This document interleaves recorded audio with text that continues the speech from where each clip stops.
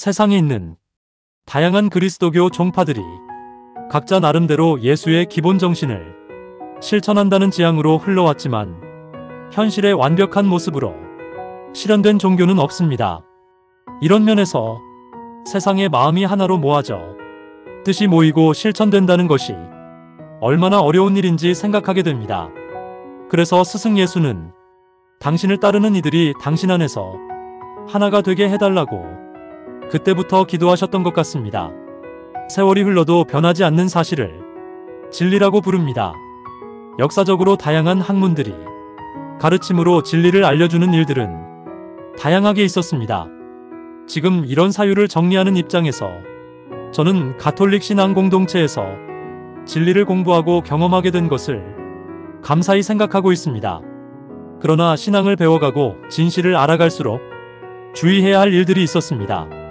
신앙을 심오한 학문으로 이해했다 하더라도 진실을 알게 된 인생 경험이 아무리 많았다 해도 자신 내면에 숨겨진 보살핌이 필요한 두려움을 이해하지 못하면 선입관이 많아지고 고집이 강해질 수 있다는 것입니다.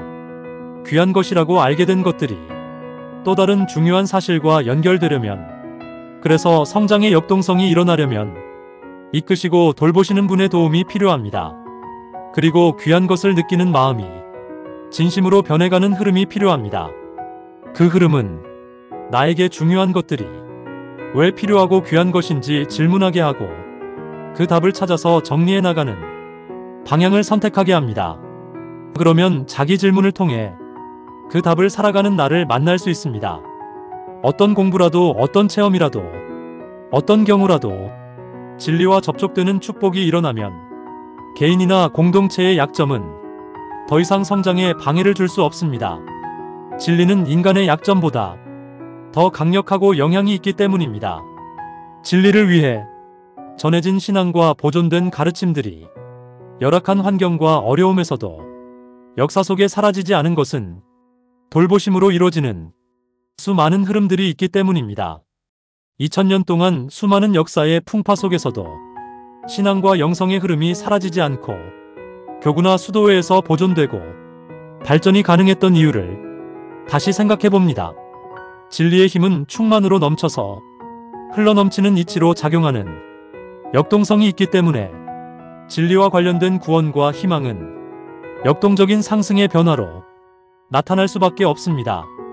그래서 진리에서 비롯된 가르침을 공부하고 탐구하고 알아차리고 삶에 적용을 해보면 존재하고 살아가는 지금이 너무나 흥미롭고 즐겁습니다. 이 세상에는 다양한 주제를 가르침 안에 배울 수 있는 분야들이 있습니다. 인문학, 신학, 철학, 대체의학, 운동학 등은 다양한 주제가 공부될 수 있는 체계입니다. 그런 분야의 전문가 중에는 종교인도 있고 비종교인도 있고 특별한 철학이나 신념을 지닌 분도 있고 깨달음이나 구원, 초월의 영성을 연구하고 살아가는 사연 있는 분도 있습니다. 어떤 분야든지 그 분야가 깊어지신 분들은 대화 중에 자신들이 느끼는 진실을 알려주려고 애쓰십니다. 과거 그런 전문가분들과 함께한 수많은 논쟁과 토론을 떠올려 볼 때 중요하다고 여기게 된 것이 있습니다. 깨달음이나 구원에 대한 인생관이나 신앙관 혹은 철학이 다르다는 것에 기준을 두고 순위를 매기거나 비교를 하게 되면 결국 비난으로 간다는 것입니다. 이런 태도는 모든 것에게 모든 것이 되어줄 수 있는 진리의 특성을 알아가야 하는 흐름에서 편협이라는 늪에 빠질 수 있는 위험한 태도입니다. 그래서 공식적으로 가톨릭 교회는 애매하고 복잡한 상황이 발생하고 상대적인 판단의 기준들로 분쟁의 가능성이 있을 때 진리로부터 비롯되어지는 방향을 잃지 않기 위해서 교회 문헌과 회칙을 통해 진리를 보편적인 가르침과 하나의 설명으로 늘 준비해왔습니다. 복잡한 상황에서 중심을 잡는 것은 기준이 있기 때문에 가능한 것입니다.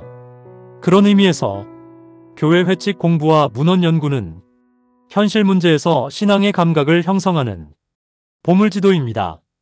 왜냐하면 그 내용에는 세상에서 교회가 가야 할 길을 제시하고 있기 때문입니다.